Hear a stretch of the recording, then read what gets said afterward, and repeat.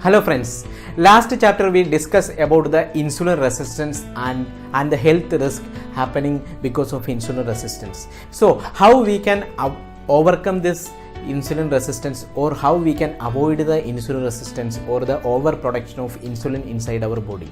For that, first we have to take care of our diet, because nowadays the carbohydrate intake is more, because most of the time when we are eating the food, we are eating the more carbohydrate rich food.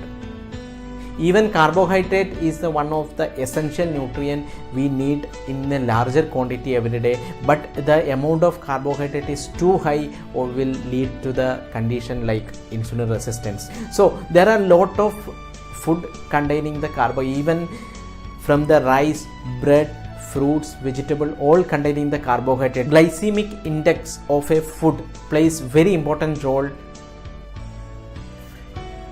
in the management of diabetes mellitus, also in the insulin resistance. So what is this glycemic index and how it will affect or how it will help us to decreases the insulin resistance? Today we are going to discussing this topic, and welcome to another chapter of 1 Degree Change, a continuous learning program for the pharmacist. After eating one food containing the carbohydrate, how fast the carbohydrate in that food will digest and releases the glucose into the bloodstream will determine the glycemic index. A food having the low glycemic index means this type of food will digest very slowly and it will releases the glucose to the blood as a control as a slow process. So it will not lead to the sudden hike in the sugar level in the blood, but the food having the high glycemic index will break down very fastly and it will absorb very fastly to the blood, and it will lead to the sudden hike of glucose in the bloodstream. And this sudden hike of glucose in the bloodstream is the one of the major reason behind the over insulin production and the insulin resistance.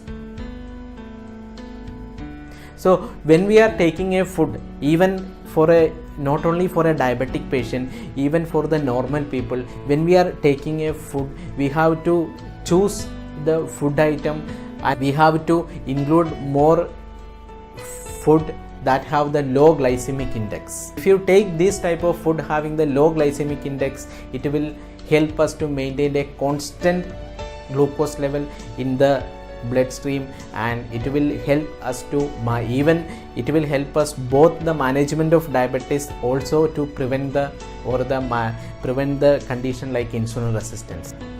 This is very important for the case of diabetic patient also, because especially for the diabetic patient, if our blood glucose level come too low or too high, both is a problem for. So tell the diabetic patient to take the food having the low glycemic index.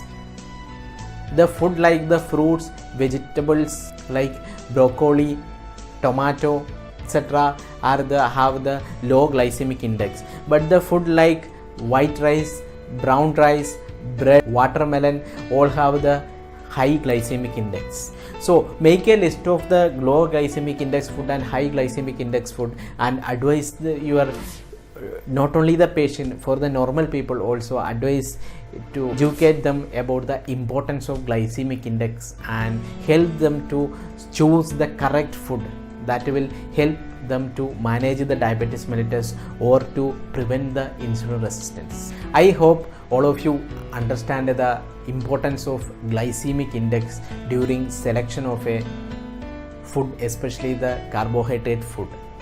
If this information has helped you to make a 1 degree change in your professional life, please share with your friends. Thank you.